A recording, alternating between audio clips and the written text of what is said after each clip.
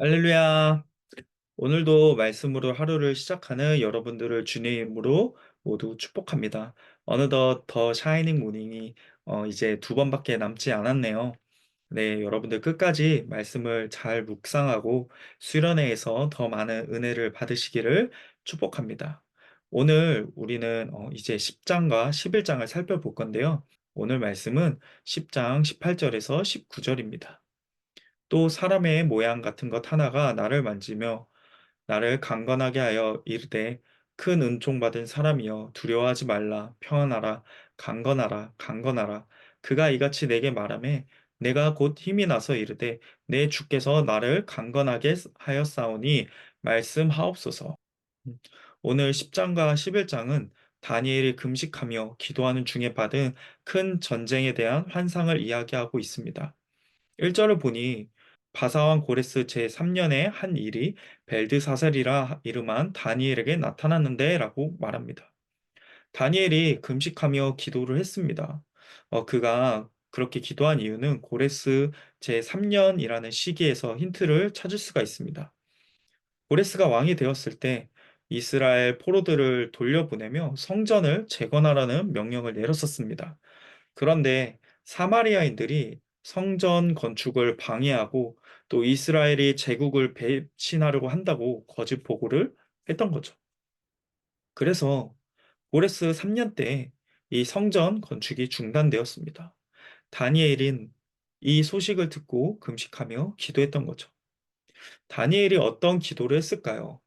하나님을 원망했을까요?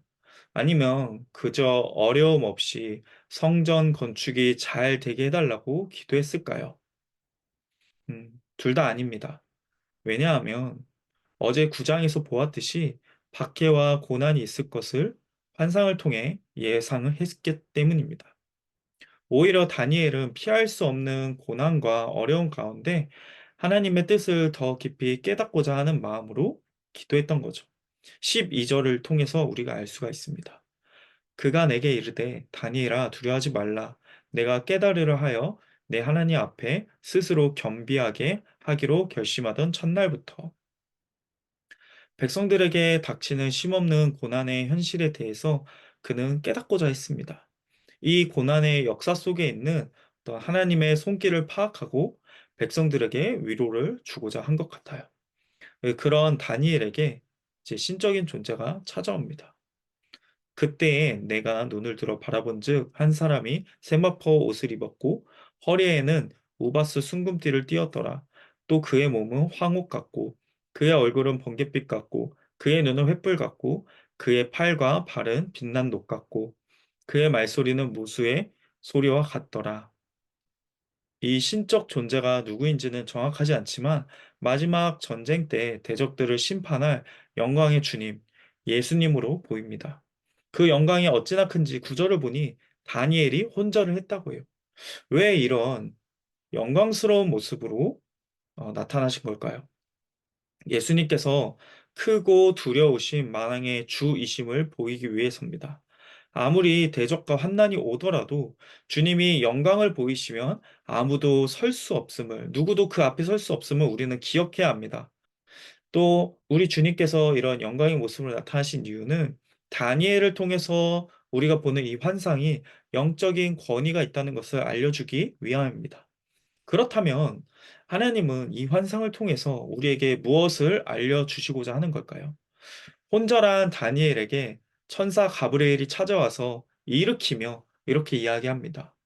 바사 왕국의 군주가 21일 동안 나를 막았으므로 내가 거기 바사 왕국의 왕들과 함께 머물러 있더니 가장 높은 군주 중 하나인 미가엘이 와서 나를 도와주므로 이제 내가 마지막 날에 내 백성이 당할 일을 내게 깨닫게 하러 왔노라. 이는 이 환상이 오랜 후의 일임이라 하더라. 가브리엘은 영적 전쟁으로 인해서 하나님의 응답이 지체되었다라고 말하고 있습니다. 이 말은 우리가 항상 보이지 않는 영적 전쟁 가운데 있음을 알려줍니다. 그렇다면 이 영적인 전쟁 한복판에 있는 우리는 어떻게 해야 될까요? 신약으로 가면 예배소서 6장 10절, 13절에서 성도들의 이 땅에서 살아가는 동안 영적 전쟁을 어떻게 치러야 하는지 이렇게 말해 줍니다. 끝으로 너희가 주 안에서와 그의 힘의 능력으로 강건하여 주고 마귀의 관계를 능히 대적하기 위하여 하나님의 전신갑주를 입으라. 우리의 씨름은 혈과 육을 상대하는 것이 아니요 통치자들과 권세들과 이 어둠의 세상 주관자들과 하늘에 있는 악의 영들을 상대함이라. 그러므로 하나님의 전신갑주를 취하라. 이는 악한 날에 너희가 능히 대적하고 모든 일을 행한 후에 서기 위함이라. 지금 이 말씀에서 무엇을 강조하고 있나요? 하나님의 전신갑주를 입으라는 것입니다. 마귀의 관계를 대적하고 악한 영들과 상대하기 위해서 하나님의 전신갑주를 입으라고 두 번이나 반복하고 있죠. 사랑하는 여러분, 여러분은 전신갑주를 잘 갖춰 입고 있나요? 진리로 허리띠를 동였나요? 하나님의 의로 여러분들의 심장을 보호하고 있나요? 평안의 복음의 신을 신고 또 믿음의 방패와 구원의 투구를 쓰고 있나요? 성령의 검인 하나님의 말씀을 갖고 있나요?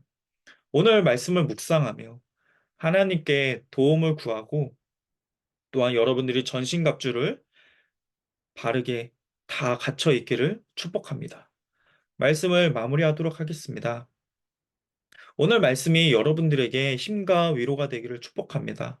어쩌면 여전히 눈앞에 있는 문제들을 보며 지쳐 있을 수도 있겠다는 생각도 듭니다. 17절을 보면은 다니엘도 이 주님의 크신 영광을 받지만 큰 전쟁의 환상을 보며 성도들이 이 땅을 살아가는 것이 얼마나 힘든지 그것을 보면서 힘이 없어지고 호흡이 남지 않는다라고 고백을 하죠. 그런데 그 다음에 즉시로 다니엘이 회복되는 장면이 등장을 합니다. 18절에서 19절입니다. 또 사람의 모양 같은 것 하나가 나를 만지며 나를 강건하게 하여 이르되 큰 은총을 받은 사람이여 두려워하지 말라 평안하라 강건하라 강건하라 그가 이같이 내게 말하매 내가 곧 힘이 나서 이르되 내 주께서 나를 강건하게 하셨사오니 말씀하옵소서. 사람의 모양 같은 것 하나는 앞에서 보았던 우리 주님입니다. 주님이 다니엘을 어루만지시고 그를 바라보면서 이렇게 말씀하시는 거죠. 큰 은총을 받은 사람이여 두려워하지 말라 평안하라 강건하라 강건하라.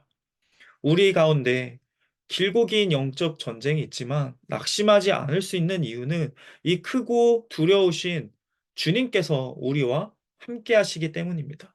지금 내가 얼마나 약해 있는지, 얼마나 지쳐 있는지 아시고 우리를 어루만지시면서 말씀해 주시기 때문이요. 큰 은총을 받은 사람이요. 두려워 말라. 평안하라. 강건하라. 강건하라. 오늘 여러분들에게 이렇게 말씀하시는 주님의 말씀을 들으며 다시 힘입어 일어나는 여러분 되기를 축복합니다.